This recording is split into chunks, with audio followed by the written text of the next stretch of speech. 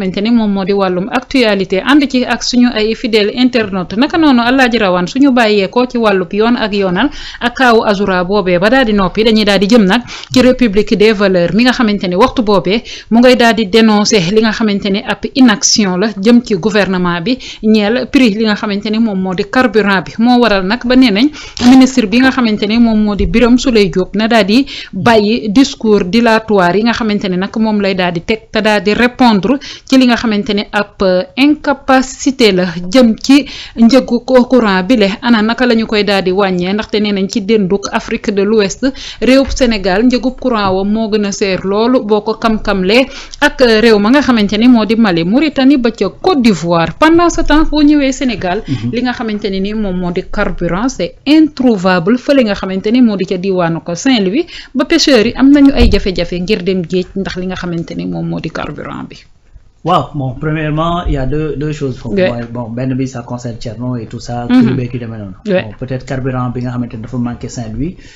Il est vrai que j'ai pas beaucoup de données, gis naa rek juste l'information ce matin. Bon, parfois effectivement, moi am ay rupture ci station yeeg yu demee noonu, mais ça veut pas dire que forcément que courant dafa manquer.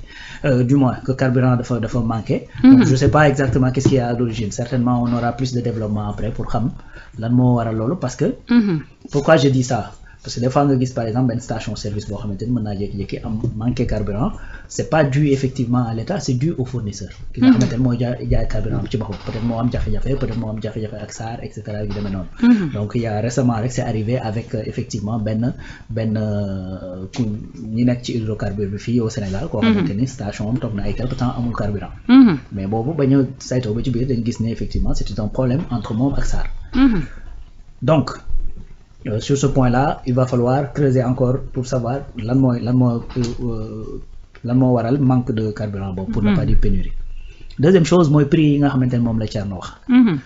Léegi xam nga lu tax mu spécial. Dafa spécial à deux reprises.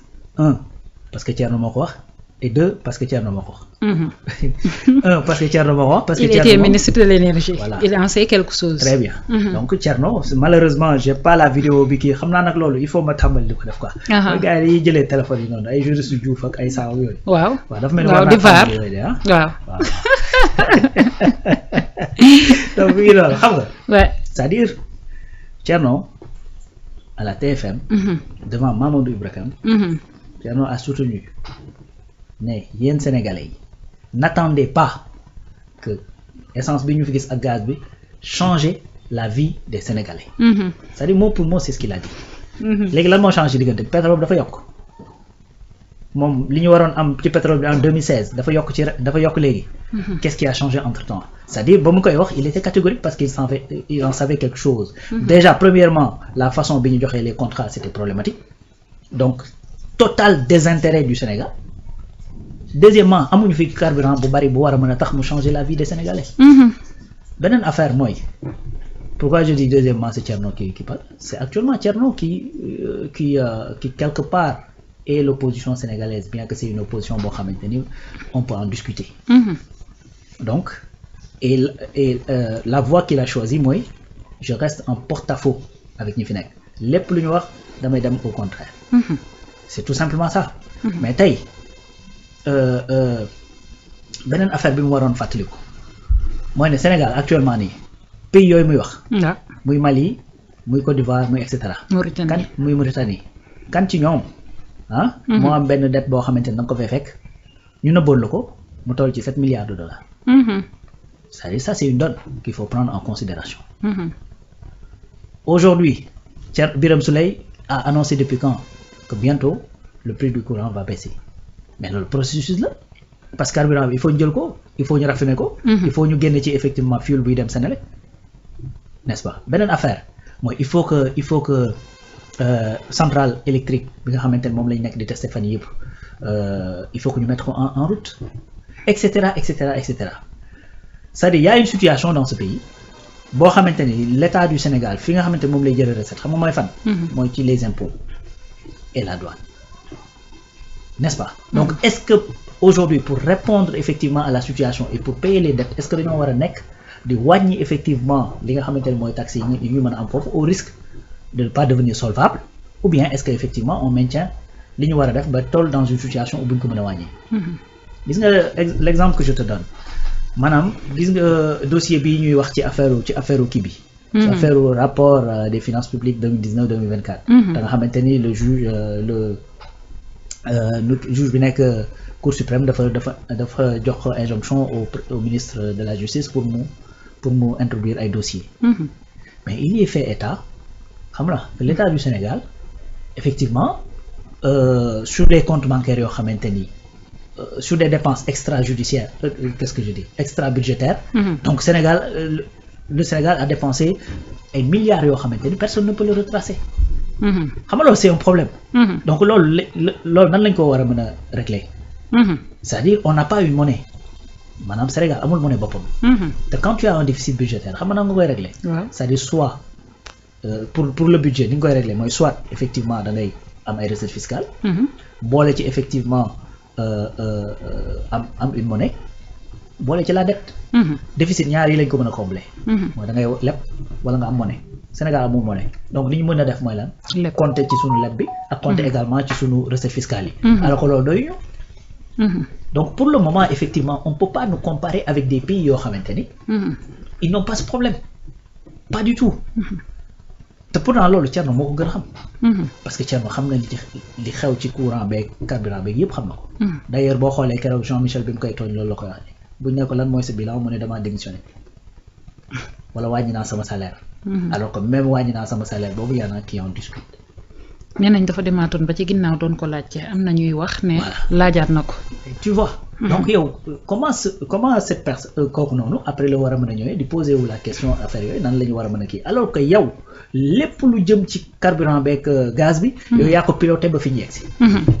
yow yaa doon wax en 2016 vous les Sénégalais n'attendez pas à ce que ce carburant là à ce que pétrole bi ak gaz bi changer la vie des Sénégalais. mais fan nga ko tegoon wala boog da nga ko doon def juste pour jàppal tànk yow fa nga faroon à l'époque. kon Birame Souleye mi nga xamante ne nee na. njëg li mën naa doon loo xamante ne nii luy wàññeeku la kon moom ci lan la sukkandiku ba jàpp ni njëg gi luy wàññeeku la. parce que les contrats sont en train d'être renégociés ça c'est ci renégociation boobu ça nous a permis. par exemple li nga xamante ne moom lañ doon am ci gaz bi xam nga ñu ngi wax gaz to power. maanaam jël gaz bi transformé ko def ko courant parce que ñun actuellement centrale yi ñu yor fuel la ñuy lakk.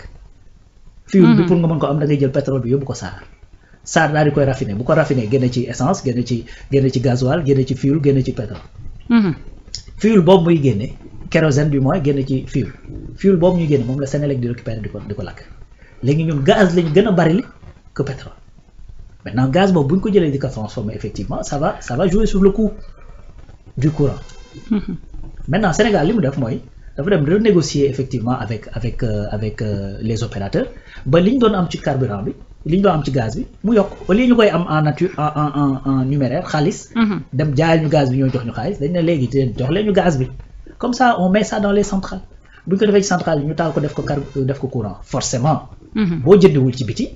di defar ci sa biir dëkk mais le coût forcément dafay wàññeeku immédiatement. n'est-ce pas.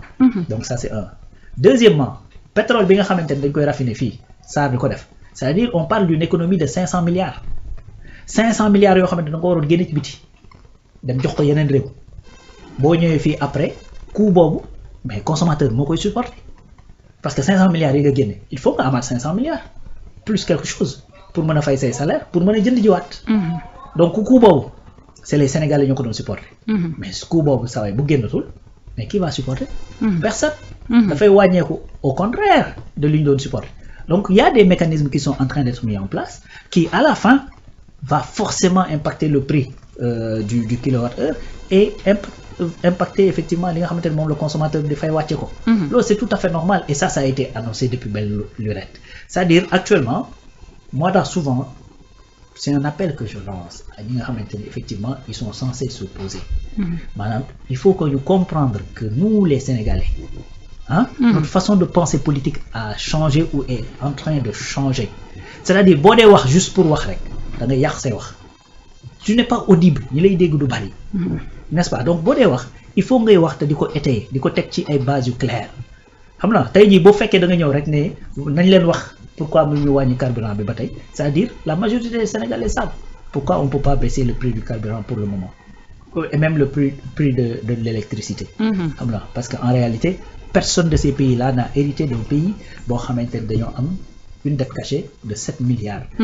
Personne de ces pays-là n'a hérité effectivement des finances publiques yoo xamante ne dañ ciy def des dépenses à plus de presque 2000 milliards yoo xamante ni jaarul ci budget décaissement yi xoola jaarul ci yoon. ni rien du tout. Des comptes fictifs.